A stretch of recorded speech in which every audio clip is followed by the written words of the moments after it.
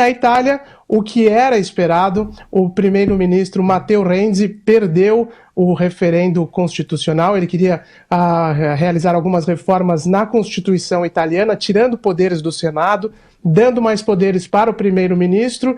Só que, no final das contas, essa votação se tornou mesmo um referendo sobre o mandato dele. O Matteo Renzi assumiu o poder em 2014, teve 2 anos de administração em que muita propaganda foi feita, mas pouco resultado efetivo na economia italiana, e os eleitores votaram em massa. Quase 60% dos eleitores votaram contra o referendo, contra a proposta de Matteo Renzi. Durante toda a campanha ele disse que se perdesse iria renunciar, e não teve jeito. Já nas primeiras horas desta segunda-feira ele deixou o cargo, e agora se abre esse período de incerteza política na Itália sobre como seguirá o comando do país. O presidente italiano vai tentar formar um novo governo, convocar os partidos do parlamento para formar um novo governo. Se não conseguir, novas eleições serão realizadas lá na Itália, Josival. Só lembrar uma questão, Ulisses. No caso, por exemplo, começando pela Itália, né, a situação econômica é difícil que tem a Itália, deve ter um crescimento positivo muito baixo, 0,5%, alguma coisa assim, 0,7%. E lembrar também que a situação dos bancos na Itália é uma situação gravíssima tal. Há um temor que as coisas, e aí em proporção N vezes maior do que o episódio da Grécia, se estenda por toda a Europa, né? E como você também bem disse, uma outra questão sobre o ponto Itália, a derrota foi muito mais uma derrota de um plebiscito sobre sim ou não do presidente do que as reformas constitucionais. Boa parte delas, vai lembrar, haviam longas, eu cheguei a ler um panfleto do governo defendendo as reformas. Você tinha uma série de alterações na Constituição, muitas delas. Você destacou, por exemplo, a limitação do poder do Senado e a diminuição do número de senadores. Por outro lado, envolvia uma questão que é muito sensível na Itália, que é fortalecer o poder de Roma, portanto do poder central, em detrimento dos governos provinciais tal. E isso hoje é uma questão candente, porque há uma série de regiões da Itália que querem cada vez mais ser autônomas em relação a Roma. E a Itália é uma ficção histórica. A Itália não existe, ao contrário do que vulgarmente as pessoas imaginam. A Itália foi uma criação artificial na segunda metade do século XIX, com nacionalismo, Mazzini, Garibaldi, etc., até surgiu uma monarquia. Eles queriam uma república, né?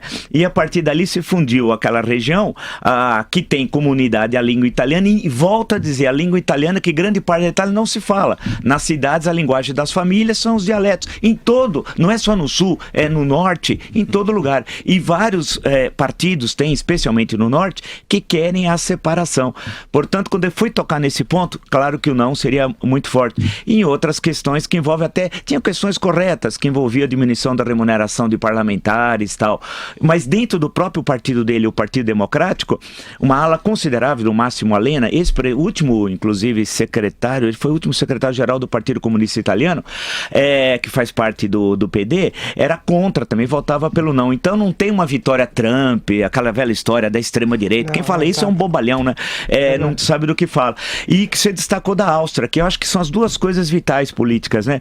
A derrota do candidato de extrema-direita. Isso foi E a Áustria, que também é uma ficção, essa Áustria, né? É bom lembrar que, se a gente fala do Oriente Médio, daquelas fronteiras, é bom lembrar que o Império Austro-Húngaro, que desapareceu no final da Primeira Guerra Mundial, em 1918, tinha 10 nacionalidades. 10 nacionalidades. Aí foi recortando, foi diminuindo até ficar esse paizinho. E a Áustria hoje, Viena, a Áustria é a Suíça, hein? O que lavam de dinheiro na Áustria, porque as pessoas olham para a Suíça, o que tem dinheiro roubado, dinheiro de corrupto na Áustria não está escrito. Porque o que a Áustria produz? Concretamente, vamos olhar o PIB da Áustria. Qual é o cerne da produção austríaca? Então, o que tem de dinheiro roubado não está escrito. Eu só quero recordar um programa famoso nosso da TV Record, a Família Trapo.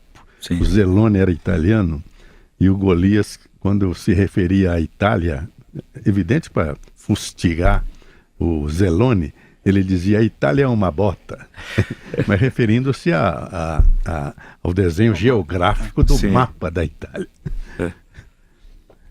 Vai, Ulisses. José, e só para... Não, Ulisses, uma pergunta a você. Essa decisão da Suprema Corte inglesa de talvez levar a decisão do Brexit para o Parlamento teria um poder de anular o plebiscito? Não exatamente, Joseval. O que se discute é que o parlamento teria que aprovar as negociações da primeira-ministra com a União Europeia para deixar, né, o bloco. E que a primeira-ministra ela não teria a decisão sozinha de assinar o divórcio, né, vamos dizer assim.